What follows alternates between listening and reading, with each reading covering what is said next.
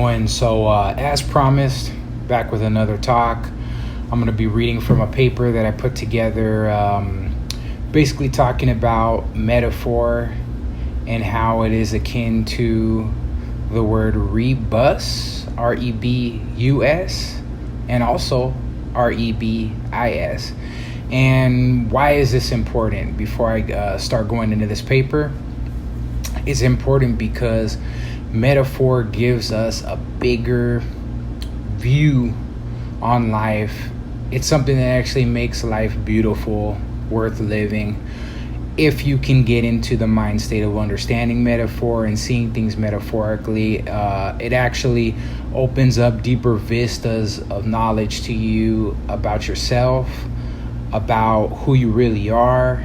Also, too, it allows you to get into understanding of symbolism, signs, and dreams. Metaphor also has a lot to do with semiotics, which is basically a whole idea that's wrapped up in signs, like signs you see on the street: stop sign, man and woman sign on a bathroom door, numbers on certain items or whatever. You know, there are certain indicators that we look at. We know what they're trying to convey to us, and those there's kind of an idea where signs and symbols can differ. Symbols basically allude to way bigger things. Signs actually are a little bit less important in some people's view, but either or, they basically boil down to the idea of semiotics. They're signs, they're symbols, and a metaphoric understanding of signs and symbols really helps to dig into life and understand things from a greater and higher perspective. It's actually a way by which you can get to know your higher self better and form a link to where you can actually have a better communion with your higher self. And I'm gonna start this off by reading something that will kind of elucidate that a bit, right? And it's very important. There are two ways to live life. One, just going through it and being sometimes the enjoyer, sometimes the suffering plaything of it. And this is a passive way to live. Some people really don't have much depth into the way that they look at life, into the way that they live life. They're just living life from day to day and doing just all the normal things. Other people are making symbolism, or Jacques Lacan's big other is making the symbol, or you could say religious institutions, the government, the Illuminati, whatever you want to put on it, are making these symbols, throwing these symbols out here via television. They're going across your television, your telephone, and you're getting bombarded with all this symbology. Also on simple advertisement, you know, Burger King, Pepsi, you know what these signs are, and they pop up in your head, the logos for them, just as I'm saying them. And logo, the word logo kind of cracks it open. We were talking about the logos, the word, and we'll be talking about the word again in this video, and it's just really showing the power of the word. Word is a symbol. Letters are individual symbols that make up words, and words are strung together in sentences, which is basically how you're understanding me and what I'm saying right now, if you can. So number two, the second way that we live out life is actively. And that's basically paying attention to the deep nuances and messages at the basis of certain phenomena, especially synchronicity, actively placing attention so as to realize the connections between self and ego. And this is the way to do it, really, if you want a deeper life. And I'm going to go back to the idea of the poet, for instance, or the artist. They're always looking at life and looking at their emotions from the inside, and even the beauty of nature, and they're finding their ways to put twists on it in abstract art, or through abstract poetry, or poetry that has a nature that speaks more directly. But either or, they find a way to use metaphor to create art form that expresses the way that they consciously see life. And many people will agree, like many more people than less people will agree, that they have a deep way of looking at life. And the deeper of a way that you can look at life, the better a life it is. So, continuing on now, I'm going to talk about the word metaphor. And I'm going to break it down into two sections, meta, and we're going to hit the last part of it, for. So, break it down into symbols. The first symbol, meta, is, and I'm going to go into the Proto-Indo-European on it. And the Proto-Indo-European root is ME, and we talked about that one in the last lecture, and it's to measure. Some words that pop up, I'll read a few of those, but I'm going to read the ones that are mainly highlighted. And they are the word meta, between, with, before, after, from, and that's in the Greek. We'll also look at the moon is a word that comes out of that. Dimension, meter. So it's something of measuring. And the other part of metaphor, so for we'll look at, is BHER1 in the Proto-Indo-European, bear. To carry, also to bear children. Defer is a word that's used in, or that links to the Proto-Indo-European root BHER1. And defer, if you think about it, what this individual said defers to this, also the word refer, but it's like this individual's using this description of something to defer to something else. This term is like a deference. It's being used to go to something else. It's being used almost as a bridge, right? Infer is like is another thing when you're dealing with metaphor. You know what I mean? It's inferring some type of knowledge. It's one thing. There's one thing that's being said, but it could be saying something else, right? Confer, so it gives. It places some type of awareness into your mind about something bigger, right? Transfer is another word that BHER root has linked to it. Transfer, and that's something that Mercury does, and we'll talk more about Mercury. But Mercury is the god of communication. That's the god that starts the alchemical process and finishes it. Mercury is also called quicksilver. It's a metal, yet it's like liquid. So, and transfer is another word that links to transform. In another way, it's taking one thing and turning it into the next, and that's what alchemy is about. Anyways, it's the process of usually transmuting lead to gold, but we're not in it. In the I guess the new take on the alchemical art for the Aurum Vulgate, or the Aurum Vulgate, the gold of the vulgar. We're in it to get gold from the inside of our spiritual being. We're in it to take base things from inside of ourselves and transmute it into something higher. or base situations and look a little bit deeper into them and bring the truth, bring some type of unification out of it. So also the word vociferate, which is to speak. Metaphor speaks. It has a way of referring to one thing in just the word itself, but also speaking of something else, right? So we also have, like I was saying, in the BHER root, there's an idea of to carry, also to bear children.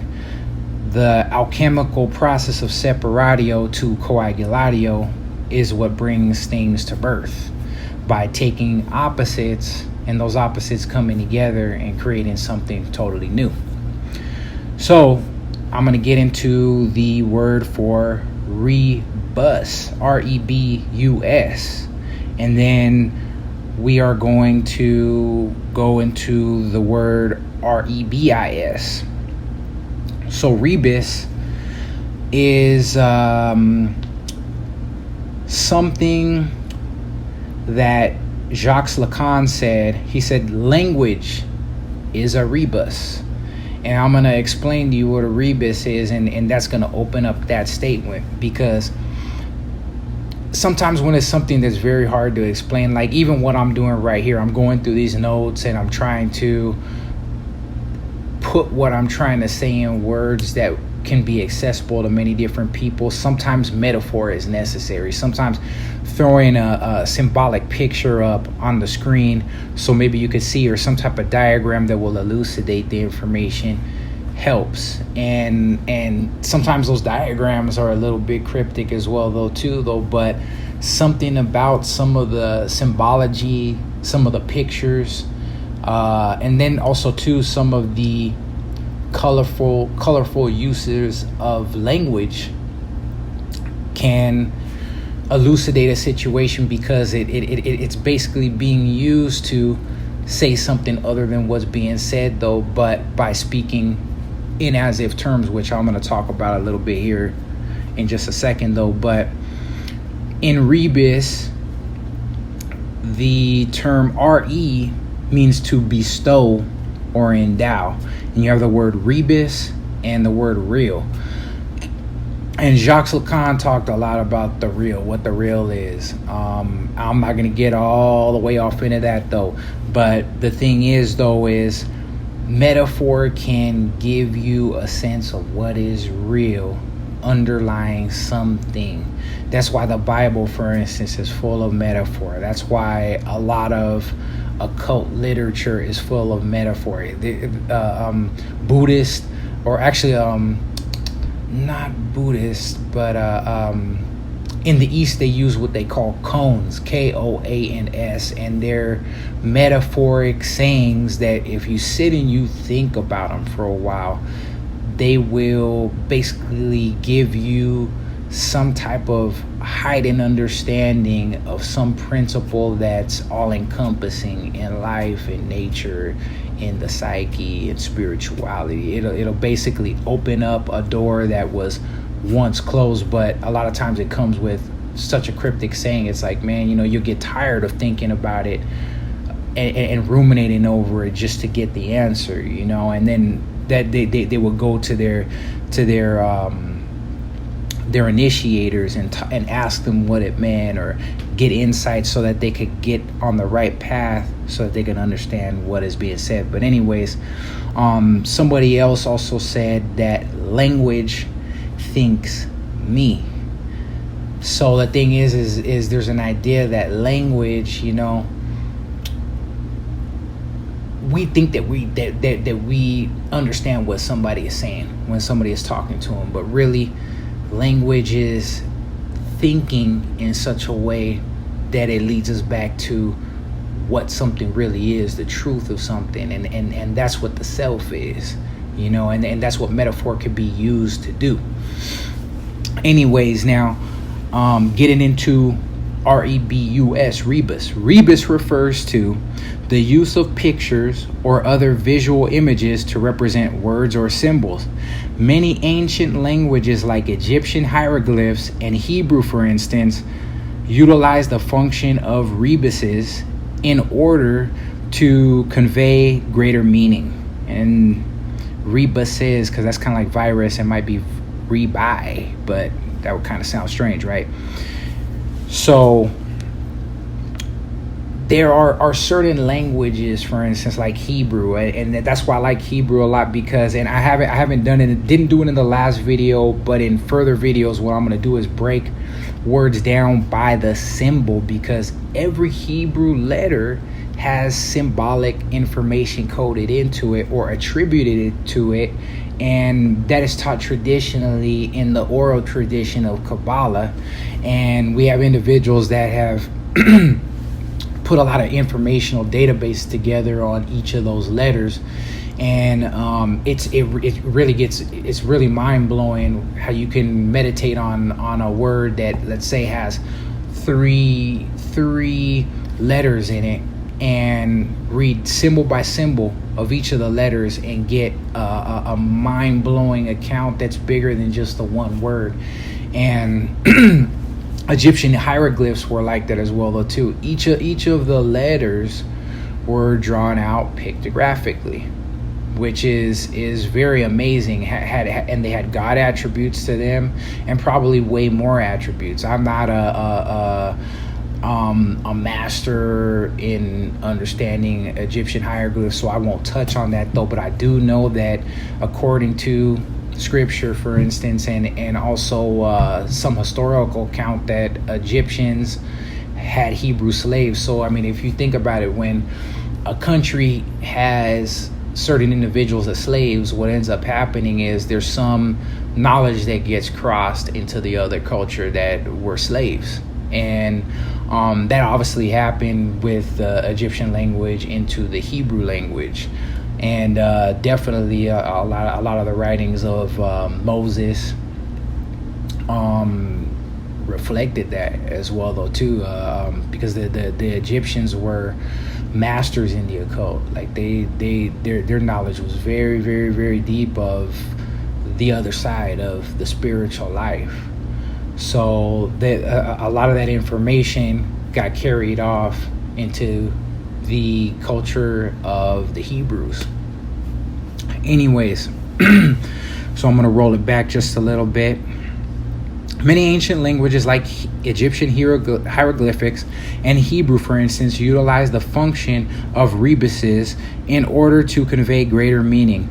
Latin slogan, and I put in here, non verbis sed rebus, expresses the idea of rebus use, not by words, but by things or symbolic forms of the word. And to explain what that means again, for those that didn't catch it, it's not really by words, by just mere words, but by the things that those words are leading to metaphorically, that you can get a deeper sense by looking at art, or directly what I'm talking about, like for instance, like the Hebrew language. There's deeper implications in every word. Colors, planetary symbols, astrological symbols, things that situations that can happen to you in life, for instance with the tarot, because each of the 22 major arcana cards are linked to the 22 letters of the Hebrew alphabet. And anybody that knows anything about the tarot is used for fortune telling, but also for understanding key factors and energies of life. So that's coded into the language as well, too. Continuing forward, rebus, R-E-B-U-S, we're still talking about the same things, means in the French res or ray, okay, a thing, object, matter. So rebus could mean a thing, an object, or matter. Everything, every object, every physical thing, everything in life can be looked at metaphorically. It's symbol. I said in the last little lecture that I put together that the mind is the same thing as matter. The universe is the hexagram. The number 6, for instance, right, the Ruach, is conflated with the idea of the number 10 in the Kabbalistic system, which is Malkuth, and that's the physical body, or all physical things. So Freud posited that the rebus was the basis for uncovering the latent content of the dream, calling the dream a picture puzzle rebus of that sort. And the import of symbol is so great that, yes, like for me, every night I'll record down a dream. And I'll break it up into the symbolic aspects of what it means, and I find deeper meaning, and I find sometimes messages that about things that are going to occur within the next few days or whatever. Sometimes dreams speak to you straight up. A lot of times you're not so lucky to have that type of information be given so directly.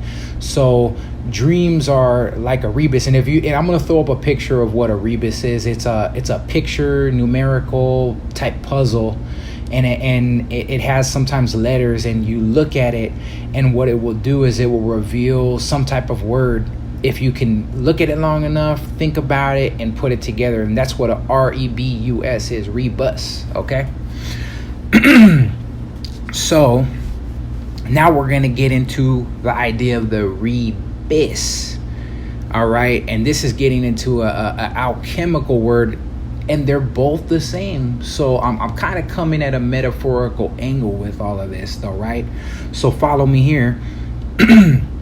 The rebus, rebis, of the alchemists is something of the same type, and the explanation of how it is created gives insight into the proper use of the rebus, rebus, as a key to understanding dreams, active imaginations, which is what Carl Gustav Jung put out there as something to do. It's kind of like a really consciously and intently focusing on a daydream. Sometimes you can ask a question. I find them a lot easier to manipulate than dreams themselves. A lot of times dreams just come, but with active imaginations, you can kind of think about something that you want to see. And I have an active imagination story for you guys that I may tell at the end of this. But anyways, I'm going to continue. The rebus of the alchemist is something of the same type, and the explanation of how it is created gives insight into the proper use of the rebus as a key to understanding dreams, active imaginations, cryptic symbols, and also of understanding of desire or desires as they follow a metonymic structure. And that's the thing, you can really be thinking about, man, why am I feeling this way? Or there may be something that you really want to do. And if you go into active imagination, or if you can find a symbol or a symbolic story, a myth, for instance, a Bible verse sometimes. So I've had situations happen, and being raised up in the church and having read the Bible front to back. A lot of times I remember a scripture or something, and if you think about what Christ, for instance, did on the mountaintop against Satan, when Satan was trying to tempt him into worshiping him, casting himself down, there was a whole slew of temptations that came, but Christ used scripture to negate, and scripture is symbolic. Scripture has unconscious symbols in there, just like any Buddhist literature, scripture, the Quran. There's in order for, if you think about a religion that's been around for a long time, a lot of times it's been around for a long time because of the symbolic nature of the sayings and the teachings that are in there. And when you can grasp one of those symbols and throw it back into a situation, metaphor is just that powerful, that you can make a way almost where there's no way by use of symbology. But these symbols can also show you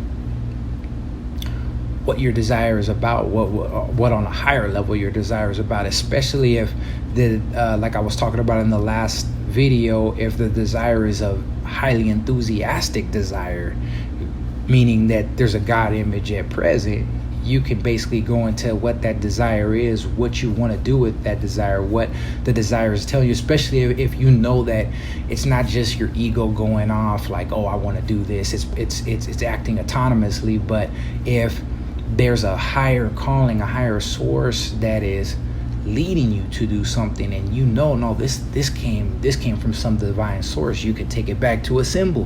When you take it back to a symbol, you can actually kind of see where that's going to flow, especially by looking at the opposite symbol, because symbols actually have opposites. Metaphors for things, for one thing, has also in common a metaphor for an opposite thing, and I'm going to talk about that here right now. So the Rebus of the Alchemist, and I'm going to throw up Rosarium Philosophorum, picture 10. Rebus has the meaning of dual or double matter. And you can see this double matter in this picture will be male and female, and that's solar and lunar, conscious and unconscious, married into one body.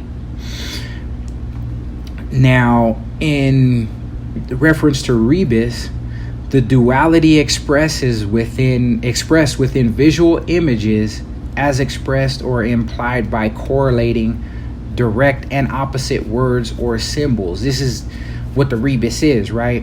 Also, the various other as if terminologies which arise from the same metaphors has to do with the Rebus, because everything contains an opposite in order for it to be here in the world living. Like a human is body and soul, also spirit, but there's a formless aspect which is totally opposite to the physical matter, and then for the physical matter there's that's opposite to the spirit. There's total opposites, and if you can nail down the spiritual aspect of something and then its actual physical aspect, and marry those, keep those together, just like that picture, Rosarium Philosophorum, picture number 10 that I just put up, you're gonna see that there's a third thing, a third understanding that arises, and that arising third understanding is very, very elucidating as to what the core of that is. So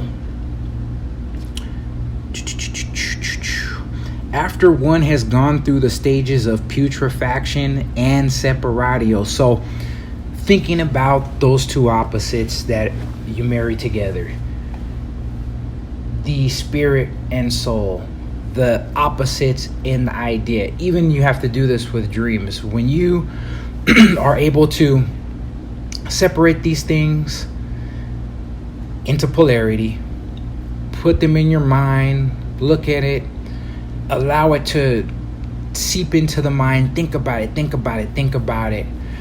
There's a putrefaction process, kind of like making wine, letting fruit juices, if you will, sit in, a mixture of sugar, and then you have the yeasts that are just sitting in heat and putrefying, and the yeast is basically turning the substance into something totally different, something into an opposite nature. You get a third thing out of two opposite things put together, right? That's basically what this process is. So you basically separate the soul of the idea from the body. The purification of the idea takes place, which is the judgment of it, the refining of the knowledge that is extracted from it. The opposite qualities are separated and joined again, glued, reconciled, married. This is done via the connection and associations, the analogies constituting the opposites which have an attraction, a complement to one another. This unification comprises the divine hermaphrodite, which is Mercurius.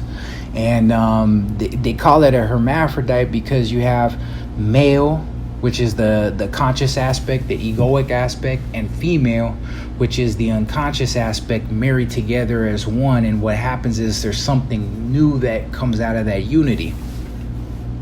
So from there, a third thing in that union springs forth.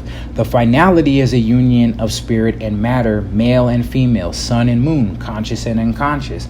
It is also called the unity of such opposites, the filius philosophorum, the philosopher's child, of whom some are named Hermes, which is Mercury, right?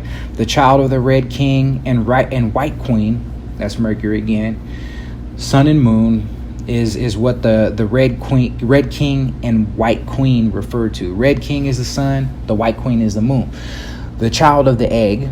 And the child of the egg, I like this one because there's a lot of egg-born deities that you can look into. Two of them I have named here are Eros and Phanes. And I put those two there because they syncretically have been linked to one another. And I'm going to put some writings out there. I've actually written them here. And speak about the story of Eros and Psyche. That is an amazing story that speaks of animus, levels of animus progression and animal progression as well, though, too. You know, it's actually a female, almost a female's hero story, but if a man reads it, you get an understanding of the animus. If a woman reads it, or the anima rather, if a woman reads it, she gets an understanding of the animus. Anima being the hidden feminine aspect in man that Carl Gustav Jung talks about, and anima being the feminine aspect in man, as Carl Gustav Jung talks about, and animus being the male aspect that is hidden in woman. And there's a lot to say on that, though, because we're talking about the divine hermaphrodite, Mercurius, right? So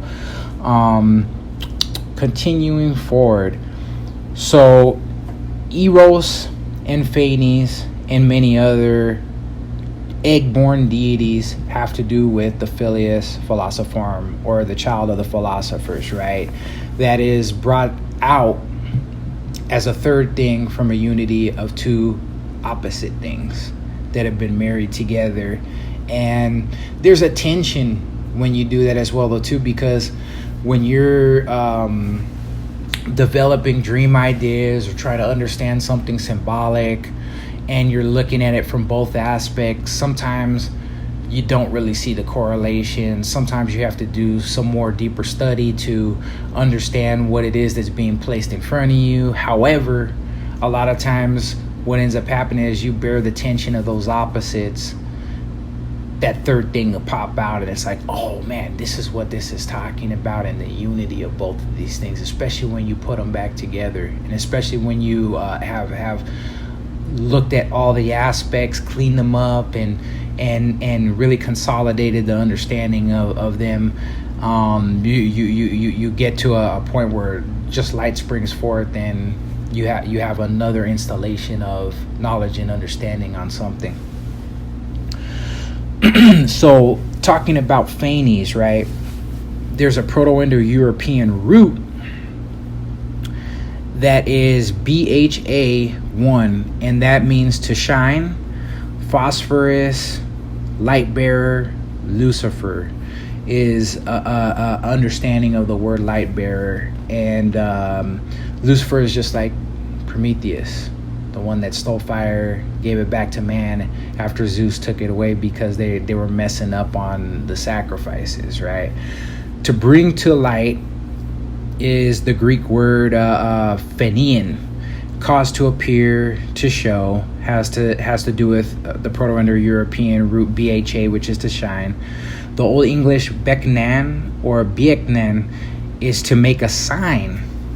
So a sign, this is already showing that a sign brings something to light, right? If we can marry the opposites, if we can look at what the unconscious portion of it is, the feminine portion, the masculine portion, if we can look at both polarities. And these polarities also get into the Masonic idea of Boaz and Jachin.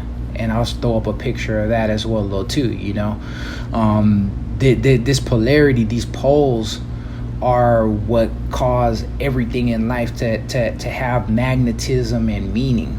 So I'm going to continue. There's a Germanic word, bandwa, Bandwa, which means an identifying sign.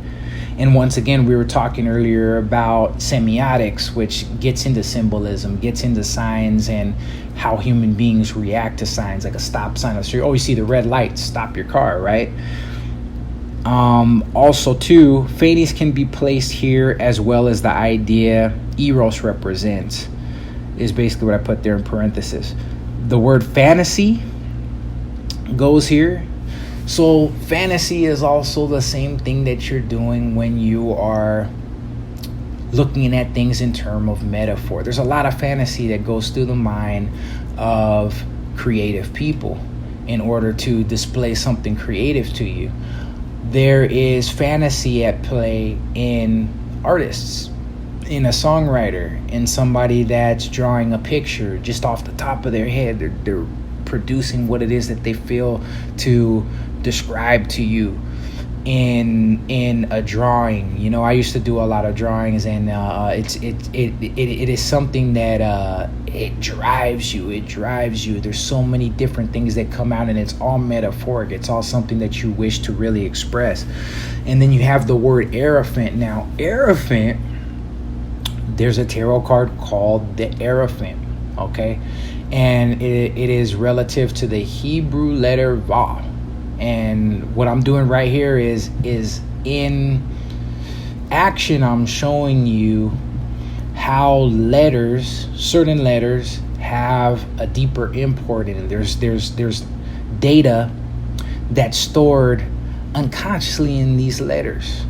And Vav represents a hook or a nail. What does a nail do? It links something. It pins something down, right? And Vav is a letter or a tarot card that represents marriage, bonding, linking, joining. Also, it represents teaching, learning. So everything that we know, for instance, through language, we've been taught in schools. We've been taught how to think about certain words, certain words have a good feeling to them. Certain words have a bad and negative connotation to them as well, though, too. So the Hierophant being linked in the idea of to shine, a light bearer, a sign, for instance, something that brings to light, that shows, right? The Hierophant being linked to something like that is like, everything that we've learned, everything that we've been taught about language, is those words have some deeper import that links to an older source.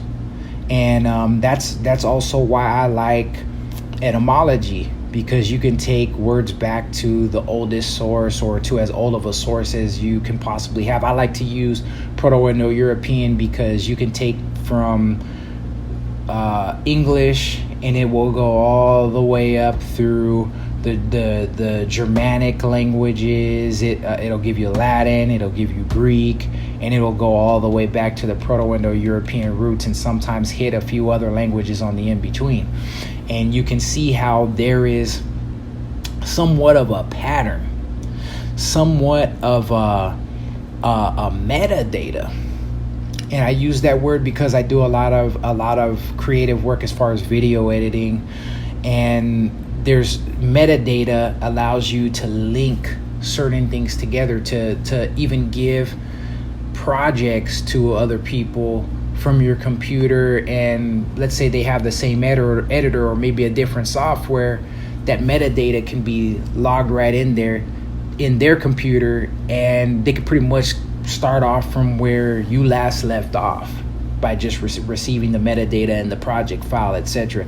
All those things are embedded in language, things like that. That's a metaphor, if you will. But the Hierophant is an idea that totally brings this whole thing to light. And keep in mind too that the Hierophant is linked to the planet Venus. The planet Venus is a planet that represents desire, sex, linking, union, also beauty as well though too, and beauty is seen in symmetry. So a lot of the things that we're taught in language, a lot of the words, they symmetrically link. The numbers, even if there was numerical information to these words per se in the English, you'd see that there is linking. In the Hebrew language there is. So that's actually why I like using the Hebrew language a lot, and I'm going to continue to do that and show you more about that. I don't want to get too far off track. BHA2, which is the next letter in the next word rather, or the next root in the Proto-Indo-European series, means to speak, to summon, to banish. Greek, phemi, saying, speech. So those two Proto-Indo-European roots, one being right next to the other, same series, basically show how symbol is used to elucidate, how it speaks, how it opens up, how earlier how we were speaking, how it infers certain things, how it transfers certain information. And at the end of the day, it's data. It's data that through a series of time has had several installations, several builds, if you will, several new meanings that have been placed out there. We see that in pop culture, for instance. Like, people walk around, and one of the things I don't like when people do is tell me, oh, say less. But who are you to tell me what to say or how to say it, you know? But there was a rapper, for instance, that started that whole say less word trend, and you got people walking around saying it like it's the thing to do. People that are given outlets at the top, and that's where language comes from, where people that are popularized, people that are in positions of power determine the language. When a group of people are conquered by invaders, their language is changed 9 times out of 10, and they inherit through war and through the crimes of war the new language. So nothing is really different in society and in the power dynamic, where you have people at the top that are the ones that are, just like I was saying earlier, the big other of Jacques Lacan, or the super ego, going down and telling us what to say, alluring us with things to say. Because why? Because we desire to be like them in some way, shape, fashion, or form.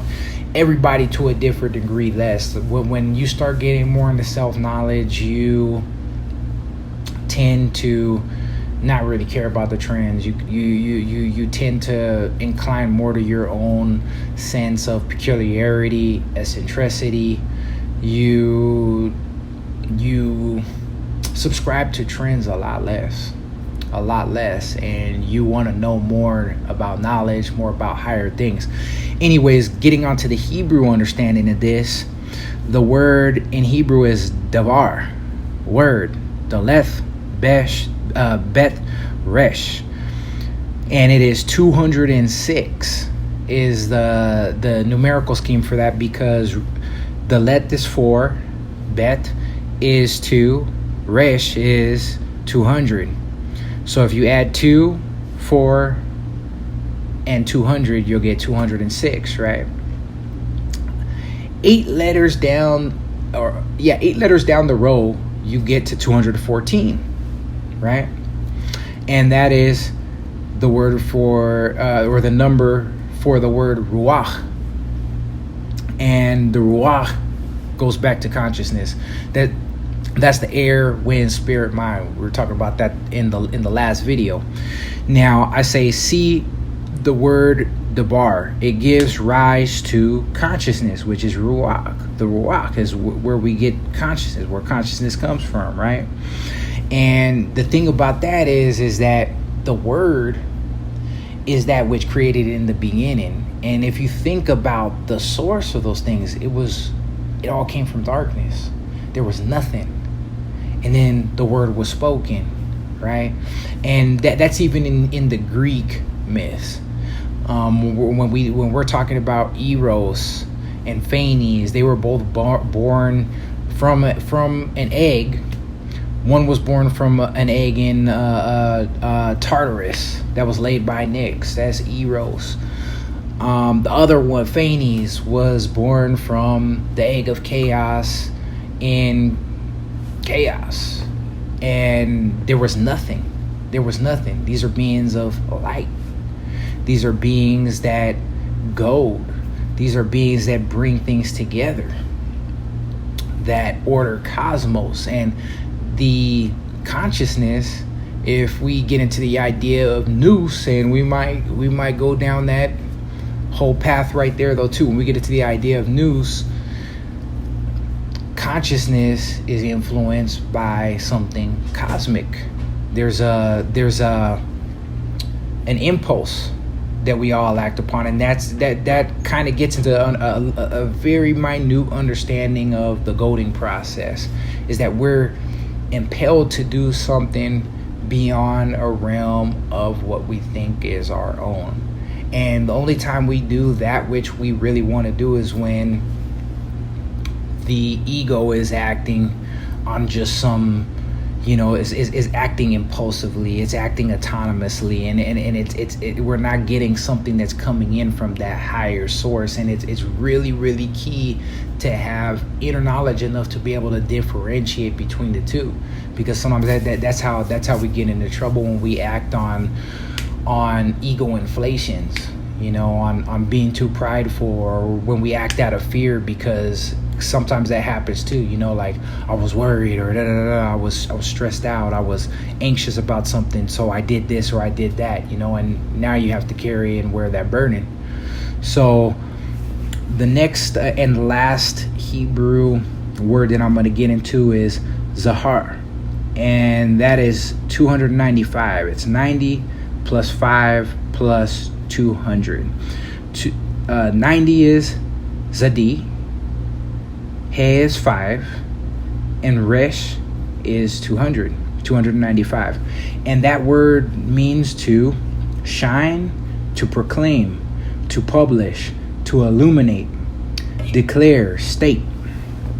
Now, I'm gonna break this down symbolically a bit though too, right? Zadi is the star in the tarot, right? The star, you'll see in the first picture in the Rosarium Philosophorum that there's a star that is 8-pointed, and this star represents the transpersonal self. This is the star that turns into the dove. The dove is a creature of Aphrodite or Venus, and it represents desire being coagulated into the consciousness of the human being, and this desire brings the opposites together. It announces the opposites, and then it brings them together inside of an individual's mind, and before you know it, you have some thought inside of your head and you're thinking about doing something. This is the way that the alchemists described it. And then there's the conjunction. There's a warring strife, or there's a desire to act in love, and the whole outset of it and the whole goal of it is to join in unity, to find unity through love or through disruption. So that star that represents the transpersonal is Zadi. Zadi means a fish hook. So if you think about a fish hook, what do? You throw it out and on a line into the ocean, or not even really into the ocean. Most people do it in rivers, in lakes and stuff, right? And you're trying to catch something, trying to catch a fish, right? But what's being caught, what's being lured, is the human consciousness. He is a window, and it's like it's saying almost, it's almost like there's a vision of something that's coming into my head. And head is actually Aries, and Aries is located in astrology in the head, and it is the head area. Resh is, once again, the Ruach, the air, wind, spirit, or mind. So it's located in the head. So that's the word Zahar broken down into somewhat of a metaphorical, somewhat of a pictographic idea. You see a star that, like the Rosarian Philosophorum shows, turns into that dove that is goading you. And the dove is also symbolic of the spirit, goading you into a libidinal act, an act that's driven by desire. So that's also what happens when we see certain signs that are constellated, that are postulated to us, that are something symbolic. Everything that happens, really truthfully, is symbolic. Aleister Crowley, and I'm not a Thelemite, but I study some of his works. I study a little bit of everybody's stuff. Aleister Crowley said that in order for an individual to seek personal initiation, they should basically say, and really look at everything as a dealing between God, or the self, the higher self, and their soul. Look at everything that happens as a dealing between God and your personal soul. And the truth is everything really is. There's a symbolic import. There's a metaphoric import. There's a deeper meaning to everything that's really happening. You can start to look schizophrenic if you're looking at everything. Oh, God's talking to me here, or the self's trying to talk to me here. But there's sometimes where you just cannot look at what's happening to you any other way, because you've been thinking about something. You've been magnetically pulling and drawing, and there's an idea of magnetism that goes with this whole goading process idea, with this whole goading, with this and I'm going to throw the picture up of the dove, of the transpersonal, proceeding from that transpersonal star, the word being made flesh. It's magnetic. We've heard of this, and it's put out in a very drab, very I didn't really like the book myself, but the theory is pretty correct. I like how the Kabbalion lays it down, but the thing is, the book The Secret puts it very simply on basically how to constellate synchronicities. And I'm gonna say it that way, like what you think about, what you hold on to inside, what you're visualizing. When you, for some reason, you stop thinking about it, you thought about it and emotionalized over it all that you could, and you let that go, you're gonna see little things that are pointing you to exactly what you were thinking about and maybe talking about. And a lot of things have unfolded in my life after that manner, thinking about something, really desiring something, letting it go, and lo and behold, here somebody is telling me how I can make something like that happen. And that's a synchronicity. And a lot of times, especially if you know that it's coming from a higher source, is something to follow. But what I'm gonna do, because we're getting to that hour mark, I'm going to terminate this transmission and just leave you with those things to think about, because we're going to get into another hot topic along the same lines, because I actually have a stack of these papers that I've really been compelled to write and to put together. I even have some diagrams on that will show you how to use some of these ideas in basic areas and basic aspects of your life. And you can actually look at how some of these processes are going along and actually follow along and see, oh, okay, this is we're here with it. Oh, we're here with it. So, and that's measuring. That's that PIE root ME. Measuring is very important in life. But anyways, I hope you enjoyed this installation right here. We'll get to another one here shortly. But for now, just marinate on that. Let me know what you think in the comments. Like, subscribe, whatever you choose to do with it. But I just hope that you get something very, very important for you out of these talks. And I hope that you find something that inspires you to look deeper into the more metaphoric aspects and the more hidden aspects of life, because that's what's going to get you linked back to your true purpose, to yourself, and things that are above and beyond just the simple left brain mechanical existence that most of us know it to be. I really hope for everybody to just to take the influence that's coming from this age of Aquarius that we're in, and to awake into a deeper sense of knowledge, a deeper sense of self, to understand the self, to see that you have something greater that is within you, that you truly are, that's trying to work towards you coming to that goal. So till next time.